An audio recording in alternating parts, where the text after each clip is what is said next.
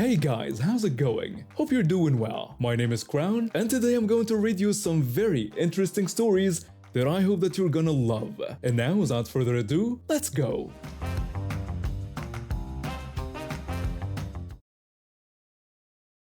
I'm a personal trainer, and I've seen everything when it comes to gym etiquette, or the lack of it. People leaving weights on the floor, not wiping down machines, hogging equipment for way too long. But what happened yesterday was completely new, even for me. I got to work around 2 in the afternoon for my shift. The gym was moderately busy, nothing out of the ordinary. I had a client scheduled for 3, so I was doing some prep work and keeping an eye on the floor like I always do. That's when I noticed her. This woman, probably in her late 30s, was walking around the gym with purpose. She had a gym bag slung over her shoulder and was dressed in expensive workout gear, the kind that screams more about fashion than function. At first, I thought she was just scoping out what equipment was available, which is normal. People do that all the time to plan their workout route. But then I saw her stop at the leg press machine, pull something out of her gym bag, and lean down toward the seat. I squinted, trying to figure out what she was doing. She moved on to the cable machine next, did the same thing, then the bench press, then the rowing machine. She was making her rounds through the entire gym, stopping at piece after piece of equipment. Nobody was really paying attention to her because she wasn't using anything, just touching the machines and moving on. After she'd hit what looked like her 8th or ninth machine, I walked over to get a closer look at what she'd been doing. There was a bright red X marked right on the seat of the leg press machine. I looked at the cable machine. Another X, the bench press, another one. I counted at least 10 different machines with these marks, covering nearly half the gym floor. I caught up with her just as she was putting an X on the last piece of equipment, the Smith machine. The X was about 2 inches wide, bright red and waxy looking. I asked her what she was doing. She turned around and looked at me like I'd just asked her what color the sky was. She held up a tube of lipstick, showing it to me like it was the most obvious thing in the world. She explained that she was marking which equipment she was going to use when she came back out. I asked her where she was coming back from. She said the locker room, adding that she needed to change and put her stuff away, so she was just letting everyone know which machines were hers. She gestured around at all the marked equipment like she'd just organized something brilliant. I stood there for a second, processing what she'd just said. I asked if she was reserving equipment. She said obviously, explaining that she didn't want to come out and find everything taken. She added that she had a very specific workout routine and needed to use these exact machines in this exact order. This way, people would know not to use these machines. She said it would only take her 5 minutes to get changed. Before I could respond, she walked right past me toward the locker rooms, looking pleased with herself. I looked around at all the equipment she'd marked. It was at least 10 different machines and stations, basically half the gym floor, and she'd used lipstick, actual lipstick. I could already imagine the complaints from other members about having to clean makeup off equipment before using it. I wasn't about to let that fly. I went over to the first machine and grabbed some cleaning spray and paper towels from the nearby station. A couple of regular members came up asking what the marks were. One of them, a guy who comes in every day at 2:30, said he'd watched her do it and thought it was some kind of cleaning marker. I explained that someone had tried to reserve equipment by marking it with lipstick. They looked as confused as I felt. One woman said she'd never heard of anyone doing that before. I helped them wipe down the machines they wanted to use. The lipstick was waxy and took some scrubbing to get off completely. Within about 15 minutes, every piece of equipment she'd marked was occupied. I made sure to position myself near the center of the gym floor so I could watch what happened next. I was in the middle of starting a session with my 3 o'clock client when she came back out. Her hair was done up in a ponytail now, and she had her workout gloves on, ready to go. She'd changed into a different outfit, something even more color-coordinated than before. I watched her scan the gym floor, and I could see the exact moment she realized what had happened. Her face went from confident to confused to angry in about 3 seconds flat. She walked quickly from machine to machine, checking each one.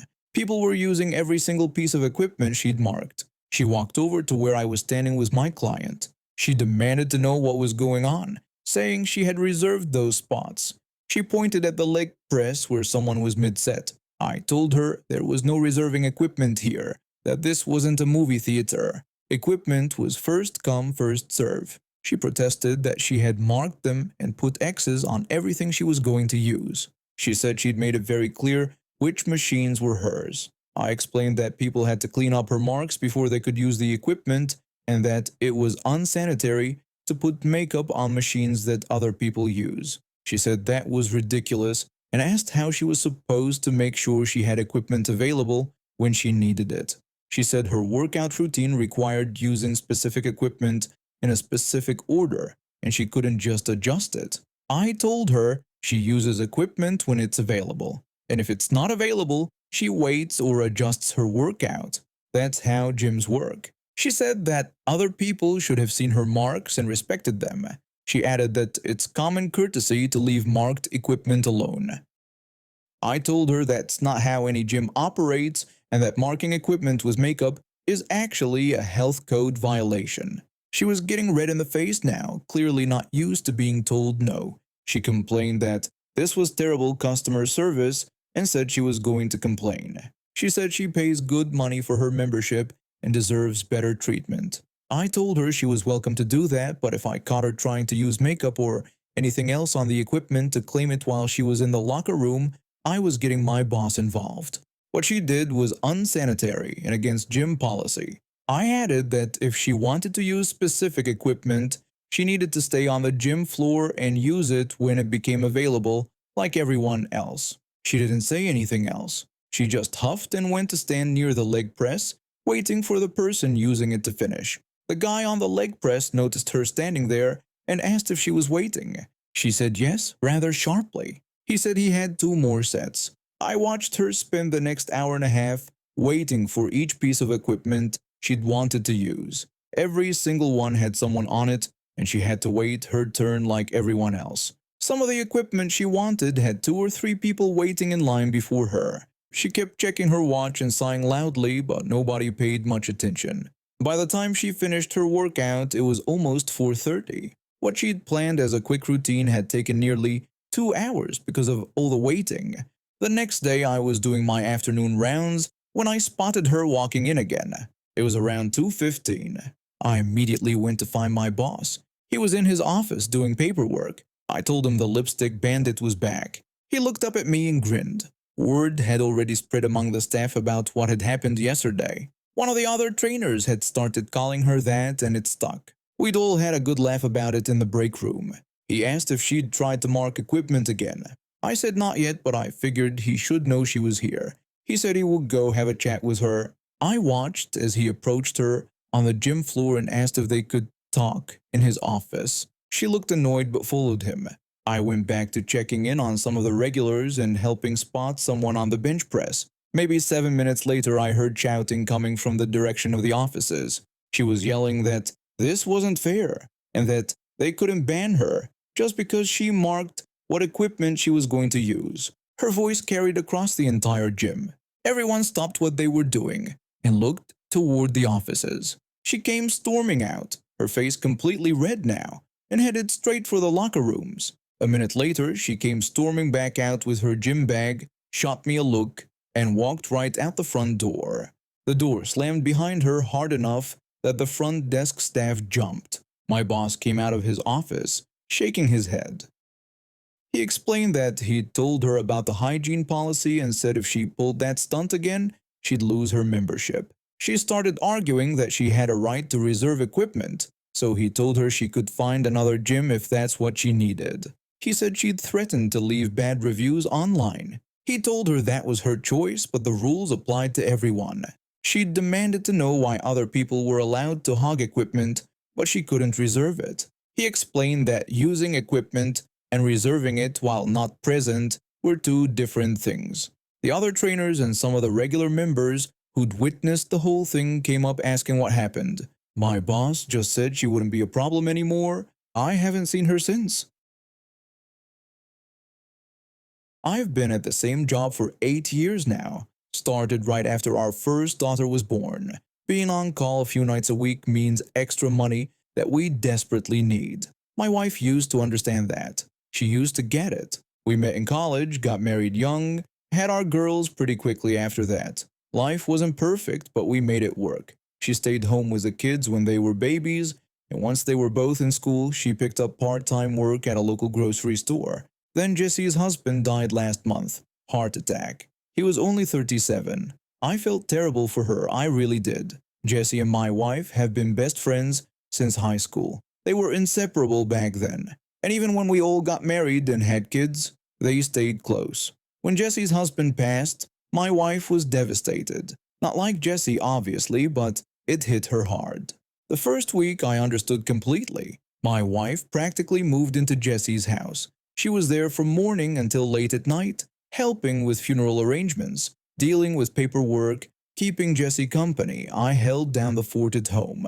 I got the girls to school, made their meals, helped with homework, did bath time, read bedtime stories.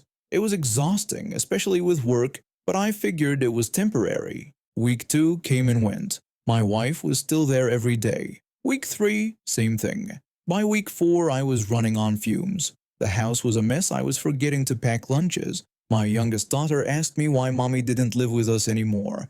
That one hurt. I tried talking to my wife about it. I really did. I sat her down one evening when she finally came home around 10 at night and said I needed her help, that the girls missed her, that I was drowning trying to do everything alone while also being on call for work. She said that Jesse needed her right now and had nobody else. I pointed out that I needed her too, and so did the girls. She called me heartless and said Jesse's husband had just died. I tried to explain that I understood that, and I wasn't saying she couldn't help her friend, just that she needed to find some balance because she had a family here too. That conversation ended with her sleeping on the couch and leaving for Jesse's house before the girls even woke up the next morning. Yesterday was my breaking point. I was on call, which my wife knew. Around 6 in the evening, I got the call. Emergency at work. I needed to come in right away. My wife was at Jesse's house, like always. I called her cell. It rang 4 times before she picked up. I said I just got called in and needed her to come home right away to watch the girls. She said she couldn't because Jesse was having a really hard day. I reminded her that I didn't have a choice and had to go to work, and the girls couldn't stay home alone. She asked if I could call a sitter or something. I asked her with what money, reminding her we couldn't afford that, and said I needed her home now. She said she couldn't just leave Jesse and that I'd have to figure something out. Then she hung up. She actually hung up on me. I stood there in my kitchen, staring at my phone, my 2 daughters, watching TV in the living room, completely unaware that their mother had just chosen someone else over them again. I tried calling my parents. They live 4 hours away. My wife's parents aren't allowed anywhere near our kids after what they pulled last Christmas. I called 2 of my friends. One didn't answer. The other had his own kids to deal with. So I made a decision. I packed an overnight bag for each girl, loaded them in the car, and drove to Jesse's house. When I pulled up, I could see my wife through the front window, sitting on the couch with Jesse. I walked both girls up to the door and knocked. My wife answered, asking what I was doing there. I said she told me to figure it out, so I figured it out. I handed her the bags and turned to my daughters, saying they were going to stay here with mommy tonight and to be good. Before my wife could protest, I walked back to my car and drove to work. My phone blew up the entire drive. Text after text, call after call, I ignored all of it. When I got home around midnight, my wife was waiting for me. The girls were asleep upstairs. She was furious, demanding to know how I dared to do that. She said I embarrassed her in front of Jesse and made it seem like she was a bad mother. I said she was being a bad mother, that she'd been gone for a month straight and the girls barely saw her, that I was exhausted and couldn't keep doing this alone. She insisted that Jesse needed her. I shot back that we needed her, that her actual family needed her. I said I was sorry about what happened to Jesse, I really was, but she had her own kids to take care of. She wasn't Jesse's spouse and wasn't responsible for putting her life back together, but she was responsible for being a parent to our daughters. She called me a heartless man. I said no, I was a parent, and she needed to be one too. I said if she couldn't figure out how to balance helping her friend and being a mother to her own children, that we had a serious problem. She walked off to our bedroom and slammed the door. I slept on the couch. This morning, she left for Jesse's house again before the girls woke up. I made them breakfast, I helped them get dressed, I drove them to school, and tonight, when I'm on call again, I already know what's going to happen. I'm done pretending this is okay. I'd been at the diner for about 8 months when this happened. I'd gotten my neck tattoo about a year before, a small collection of flowers that wrapped around the left side of my neck. My manager didn't care, most customers didn't even notice, and the ones who did usually complimented it. I thought I'd seen every type of difficult customer until that Tuesday morning. Then Wild Karen walked in. She sat herself at one of my tables without waiting to be seated. I grabbed a menu and headed over. I greeted her with a good morning and asked if she wanted to start with some coffee. She looked up at me and I watched her expression change from neutral to disgusted in about 2 seconds flat. Her eyes locked onto my neck. She asked what was on my neck, her tone already sharp. I explained it was a tattoo and asked again about the coffee. She called it revolting and said she couldn't believe the establishment allowed their staff to look so unprofessional. I dealt with judgmental customers before, so I kept my smile on. I told her I understood it wasn't for everyone and said to let me know when she was ready to order. I turned to walk away, but she grabbed my wrist. Hard. She said she wasn't finished talking to me. She said the marking on my neck was offensive and disgusting. She demanded I cover it up immediately. I pulled my wrist back. I explained I didn't have anything to cover it with, and even if I did, I wasn't required to. I told her if she wanted to order something, I was happy to help. Her face turned red. She asked how I wasn't required to. She said she was a paying customer and shouldn't have to look at my trashy body while she ate. She told me to go get my manager right now. I walked to the back and found my manager, Tom, checking inventory. I told him there was a customer at table 7 who was upset about my tattoo and wanted to talk to him. Tom sighed and followed me out. He'd always been supportive of me and I knew he'd handle it well. We approached the table together. Tom greeted her and said he understood there was an issue.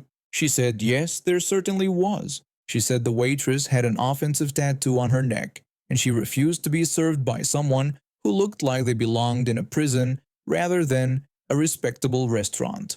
Tom apologized if she was uncomfortable but explained that my tattoo didn't violate any dress code or health regulations. He offered to have another server take care of her table if she preferred.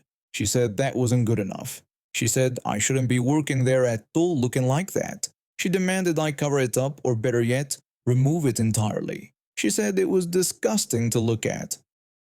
Tom explained he was offering her a reasonable accommodation by switching her server. He said that was the best he could do and that our staff members were not required to hide or remove their tattoos. She said it was unacceptable. She said she spent good money here and would not tolerate being disrespected like this.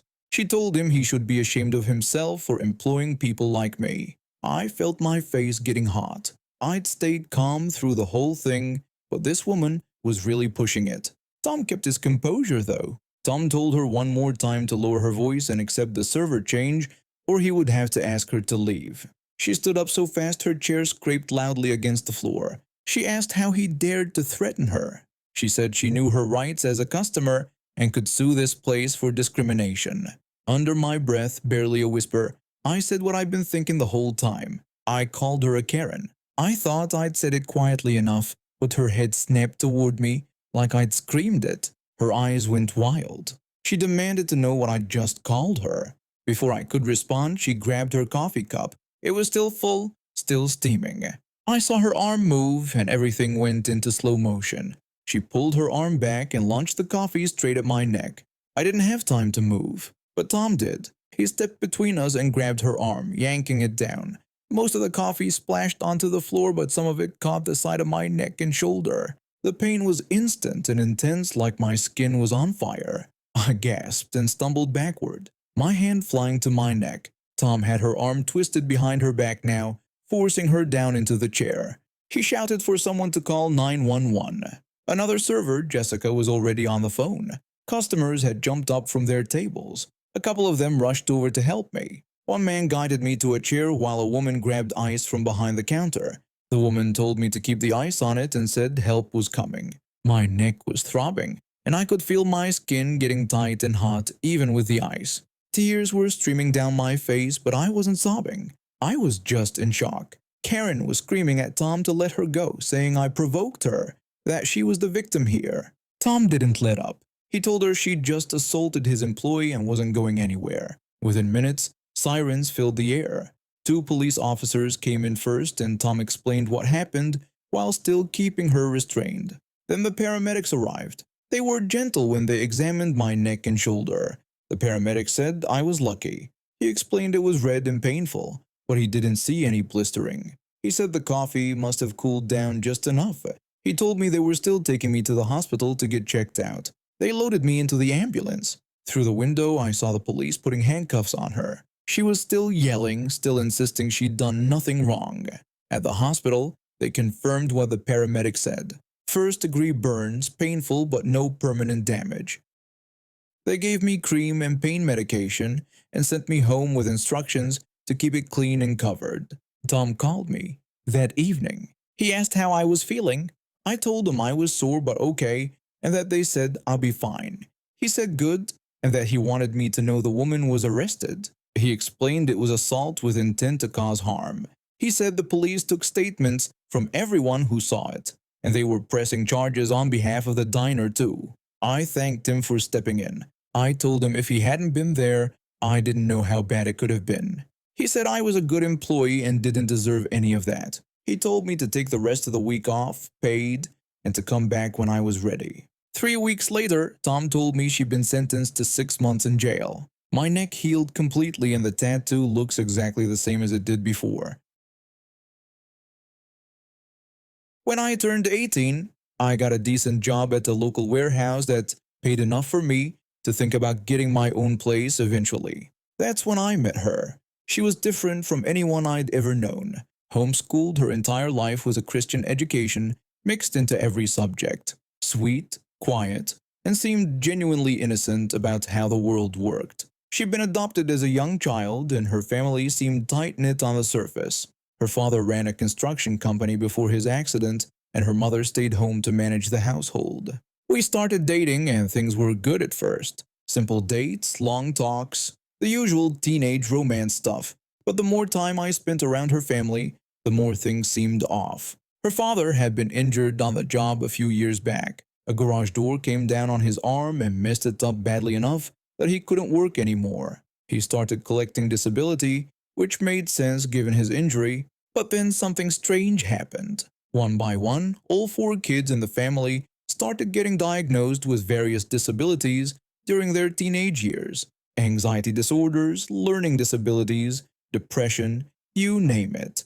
My girlfriend confided in me one night that her mother had coached her through faking dyslexia. She told me the whole story about how they'd manipulated doctors and paperwork. It sounded insane, but she was on supplemental security income because of it. The checks went straight to her mother since she was technically still a dependent. But it got worse. Her mother had taken on the role of personal care assistant for all 4 children. She was getting paid $16 an hour for each kid. That's $64 an hour, and my girlfriend showed me a pay statement to prove it. Her mother wasn't actually providing any care. She was collecting the money while living her best life, going on shopping trips and getting her nails done twice a week. My girlfriend knew it was wrong. She admitted to me that she'd helped her mother game the system. The guilt was eating at her, but she didn't know how to get out of it without destroying her family financially. I wanted to help. Christmas was coming up, and I knew her mother loved the band Journey. I saved up and bought 2 tickets to their concert through Ticketmaster. Good seats too, not cheap ones. I gave them to her parents as a Christmas gift, thinking maybe it would show them I cared about making them happy. After a year and a half of dating, my girlfriend bros up moving in together. I've been thinking about it too. I made enough money to support both of us, and honestly, I wanted to help her get away from the toxic situation at home. I told her yes. When she told her mother, everything exploded. Her mother started screaming about how my girlfriend was destroying the family financially. She yelled about how if my girlfriend moved out, the personal care assistant payments would stop. No more $16 an hour. Her mother started attacking me personally, saying I was corrupting her daughter. She said my Christian denomination was wrong and that I was leading her child astray. Then she accused me of only being interested in the supplemental security income checks, which was ridiculous since I wanted to help my girlfriend get off that system entirely and find real work. Her father got involved too. He started making threats about what he'd do to me if I didn't back off. He talked about physically harming me, the kind of threats that made me genuinely concerned for my safety. My girlfriend was caught in the middle. I could see her being torn apart between me and her family. I cared about her, but I wasn't going to make her choose. That's not love. She ended up breaking up with me, crying the whole time saying she couldn't abandon her family. I was miserable for months. The breakup hit me hard, but I tried to focus on moving forward. I applied for a nicer apartment in a better part of town and got accepted. It was a real step up. A one-bedroom place with updated appliances and everything. But there was a problem. The security deposit and first month's rent came out to more than I had saved. I was about $300 short, and the landlord needed the full amount by the end of the week or the apartment would go to someone else. I sat at my computer that night staring at my bank account, trying to figure out what to do. Then it hit me. I logged into my Ticketmaster account. The concert tickets were still sitting there in my purchase history.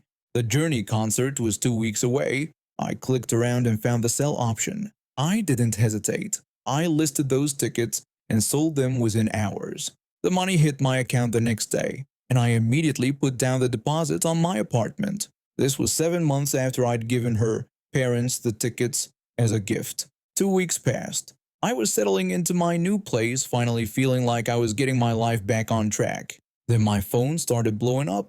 Text after text from my ex, her siblings, even her mother. They were all calling me every name in the book. They said I was a piece of garbage, a scumbag, and worse things I won't repeat. I sat there reading through the messages, and a grin spread across my face. My ex sent a longer message explaining what happened. She described how her parents had gotten dressed up for their big night out. They'd driven 3 hours to the venue, excited and ready to see their favorite band. When they got to the gate and tried to scan their tickets, nothing happened. The scanner kept rejecting them. Security pulled them aside and explained that the tickets had been resold. They were no longer valid. Her parents tried everything. They went around the parking lot looking for scalpers or anyone reselling tickets. The show was completely sold out. Not a single ticket available. They spent an hour trying before finally giving up and driving the 3 hours back home. 6 hours round trip for nothing. My ex told me I'd made her parents so angry. She said her mother cried the whole way home. Her father was threatening to sue me, to come after me, to make my life hell. I read every message. I didn't respond to any of them. I just sat back in my new apartment, in the life I was building for myself, away from their dysfunction and manipulation. The tickets had been in my name. I paid for them with my money, and I'd sold them when I needed help moving forward with my life. Her family had torn us apart over money, had built their entire lifestyle on manipulating government systems and collecting checks they didn't deserve. They'd threatened me, insulted me, and pushed me away because I was a threat to their scheme. I felt no guilt, not even a little bit. I'm 25 years old and work in IT back home. My job's remote, which means I can pretty much work from anywhere if I've got internet. My mom had been bugging me for months to take a real break, so when I saw a deal on a beachside condo rental, I figured why not. She deserved a vacation too. She'd been working double shifts at the hospital for the past year, and I could tell she was burnt out. We picked a small coastal town, nothing fancy. The condo complex had maybe 20 units all surrounding this decent-sized pool. It wasn't Olympic or anything, but it was clean and quiet. That's what sold us on the place. Quiet. We got there on a Tuesday afternoon, unpacked, settled in, then headed down to the pool around 4. The sun was still strong but not brutal. Perfect swimming weather. My mom brought a book she'd been trying to finish for 6 months. I just wanted to float around and not think about work emails. For about 20 minutes, it was exactly what we needed. The water was cool, the area was peaceful, and there wasn't another soul around. My mom was doing laps while I floated on my back staring at the sky. This was the kind of peace I've been craving. Then we heard them. A door slammed somewhere behind us, followed by shrieking and the thunder of little feet on pavement.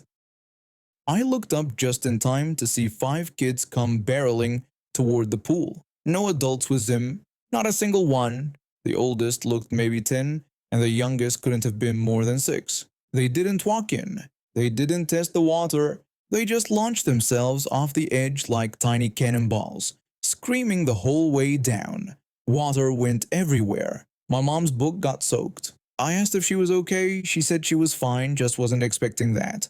We moved toward the shallow end, figuring we'd give them space. Kids will be kids, right? Let them burn off some energy. Except it didn't stop it splashing. One of them, a boy with buzzed hair, started running on the pool deck. Full sprint. Then he'd leap into the deep end, which was only about 5 feet. Not exactly safe for dive bombing. Another kid, a girl with floaties, was being dunked by 2 of the others. At first I thought they were playing, but then I saw her come up coughing and crying. She told them to stop, said she didn't like it. They didn't stop. They laughed and pushed her under again. I looked at my mom. She looked at me. We both knew this was heading somewhere bad.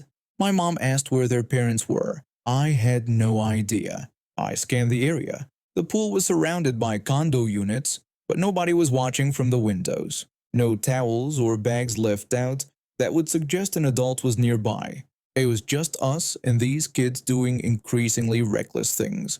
The boy with the buzzed cut climbed out and ran to the diving board. There was a sign right next to it that said no diving because of shallow water. He ignored it and did a running jump. His head missed the bottom by maybe 6 inches.